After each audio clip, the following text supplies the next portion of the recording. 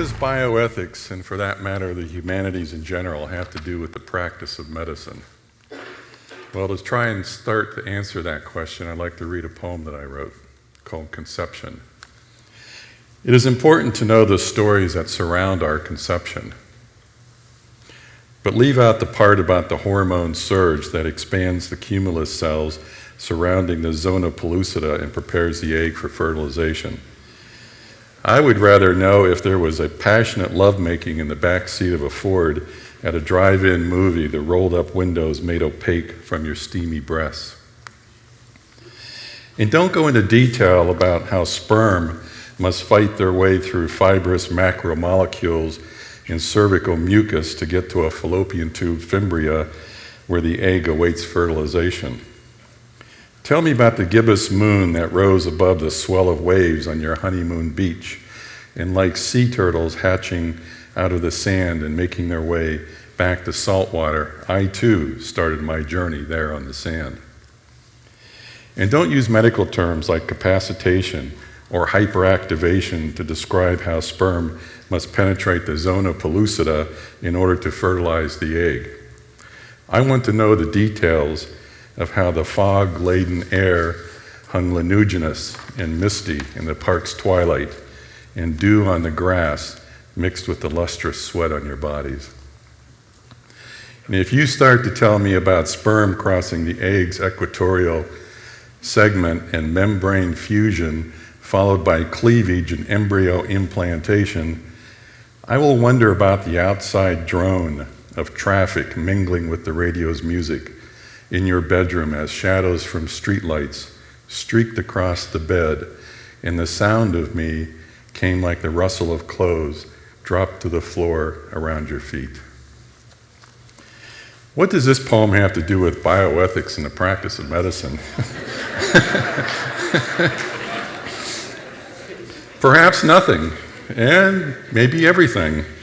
And in the next 17 minutes or so, I hope to convince you of how poetry, literature, ethics, the arts and humanities in general are inextricably intertwined with my life as a physician in particular, and the practice of medicine in general.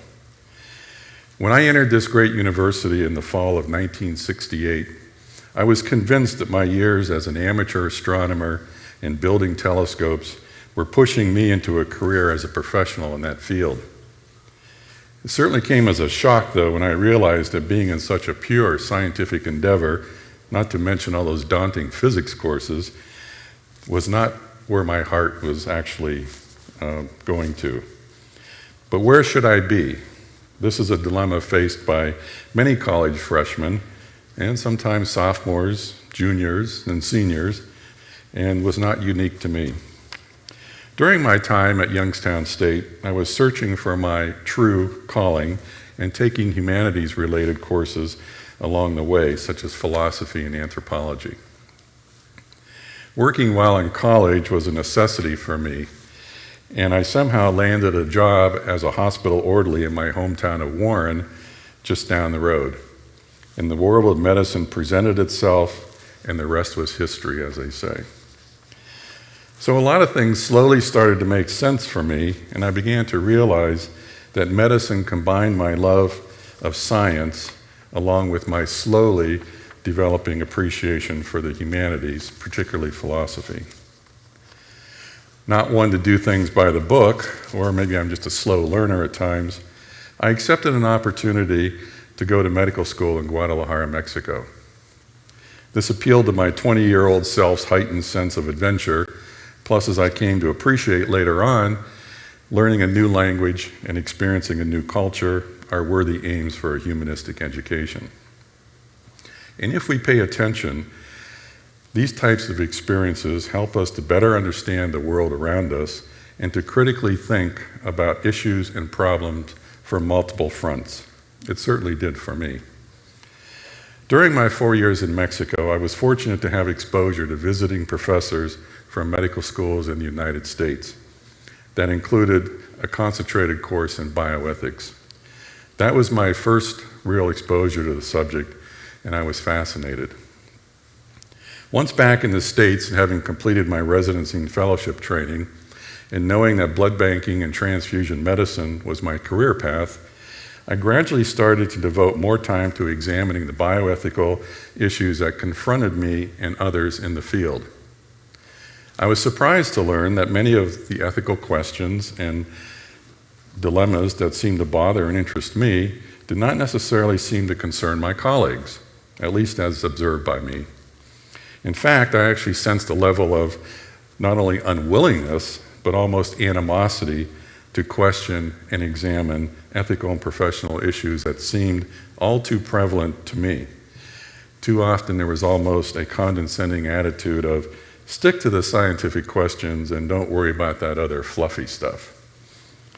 In addition, there was very little being published on bioethics and transfusion medicine at the time, so resources were scarce. But if we are to think critically about what goes on around us, and if we are to examine the importance and significance of what we do, that is the rational thought, awareness, and understanding that is fostered by study in the arts and humanities, then it becomes crucial that we cultivate humanistic thought and learn to think about such matters as bioethical issues in informed and responsible ways. For example, in my chosen field of transfusion medicine, some of the ethical dilemmas that bothered and intrigued me were such questions are we doing all that we can to properly inform blood donors about the risk of donation? And not just the obvious risk of getting lightheaded and perhaps passing out, but the less obvious, but no less important risks such as nerve damage from the needle stick or medical expenses that might be incurred by the donor because we identified an irregular heartbeat or a low blood count, or obtaining a false positive infectious disease test and the anxiety and expense to the donor of sorting it out, or the donor getting placed on a national deferral registry if he or she is permanently deferred from blood donation. What about the ethics of giving drugs to otherwise normal, healthy blood donors in order to enhance the donation of certain blood cells, such as those who donate their blood stem cells to others for bone marrow transplantation? What do we know about the short and long-term effects of giving blood-enhancing drugs to healthy people? And how can we ensure that these altruistic individuals are protected? What about the ethics of paying or not paying cash to blood donors for their donation? Are donor incentives like time off from work, income tax forgiveness, sporting events or raffle tickets, forgiveness of traffic fines, free meals, any different than giving outright cash? And how can we ethically manage an already limited resource during times of shortage? Which bleeding patient is first in line to get the platelet transfusion when the demand exceeds the available supply? These are the kinds of questions that gnawed at me and that I wanted to try and answer to satisfy my own curiosity, of course, but also to try and provide some sort of guidance and direction for others in the field. Because even if others were not asking about or not wanting to debate these types of ethical questions and concerns, we were all being faced with them in our daily practice, whether we liked it or not. I felt that more needed to be done.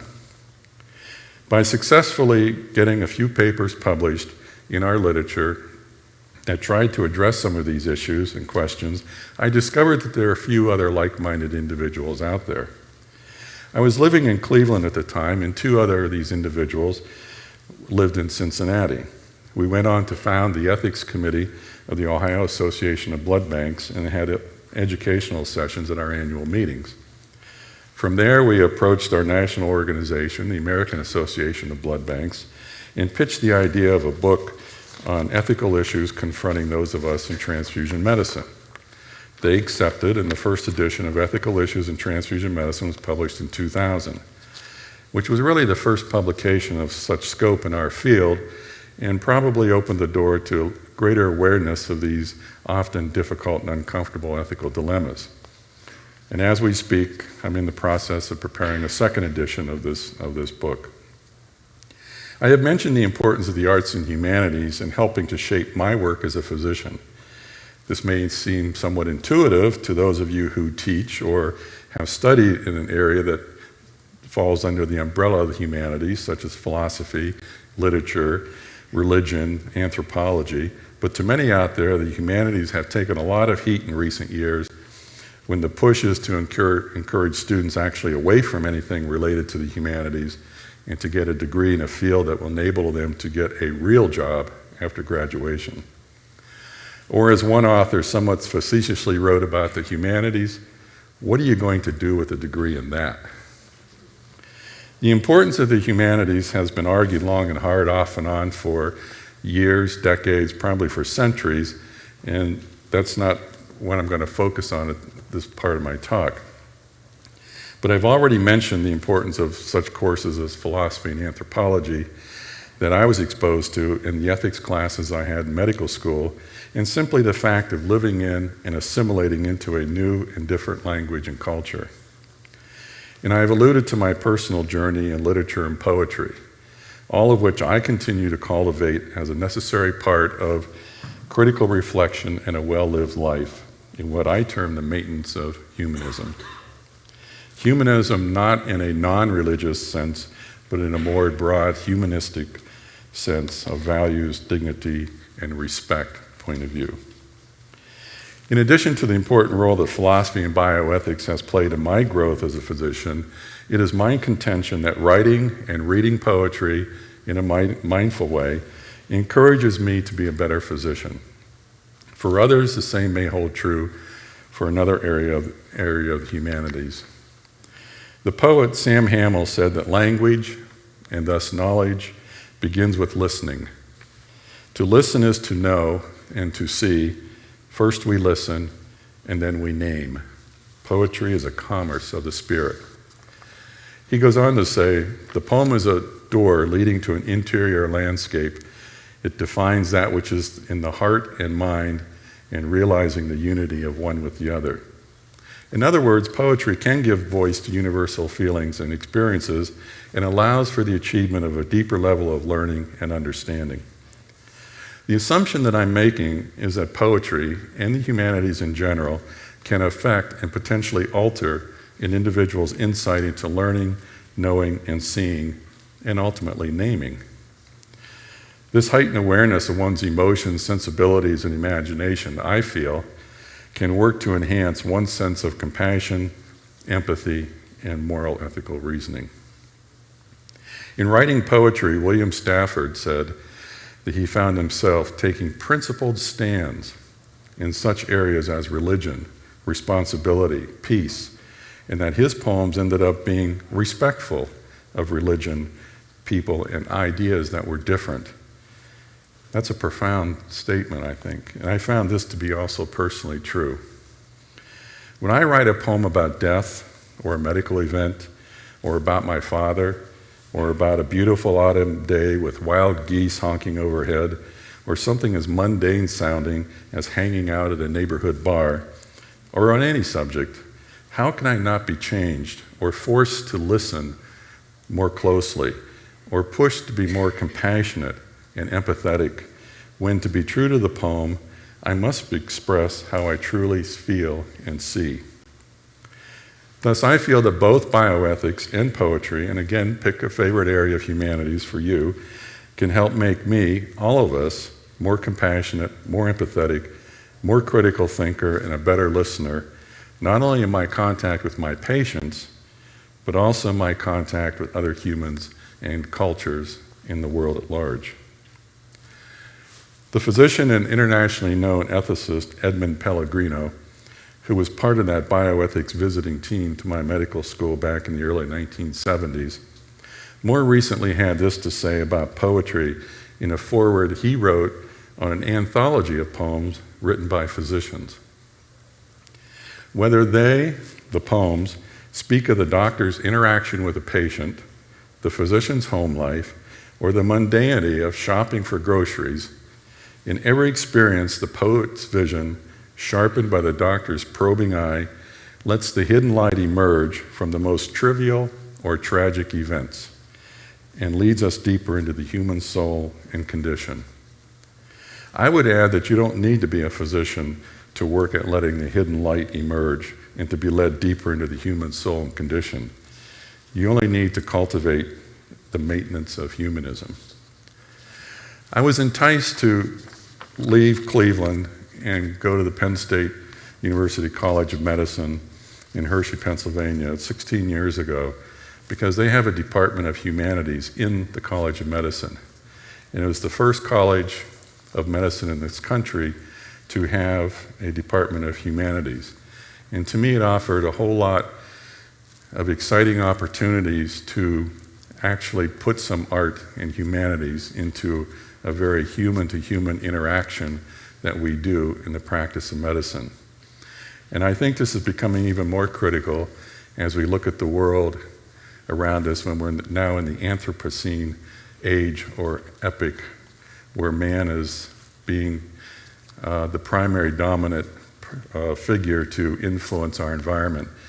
And the world of science and the world of humanities are waking up to the fact that, we should be working together to solve some of these problems like climate change and poverty and so forth around the world.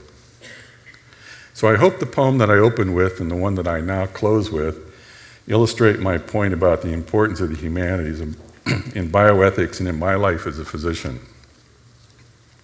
Plaintive music. On that day in waning winter, as the sunrise spread red, orange, and purple like a bruise, only the brightest star Sirius could still be seen pulsating like the dot of heart on the sonogram of our unborn child, wrapped in aerial darkness before it too disappeared in the morning light. Now in the last days of summer, newly hatched cicadas, brown red as blood clots, rise from grounded dormancy on journeys marked by liturgical drones until their brawn chitinous skin becomes too tight to hold such plaintive music and splits to leave behind empty, hard-shelled wombs. Thank you.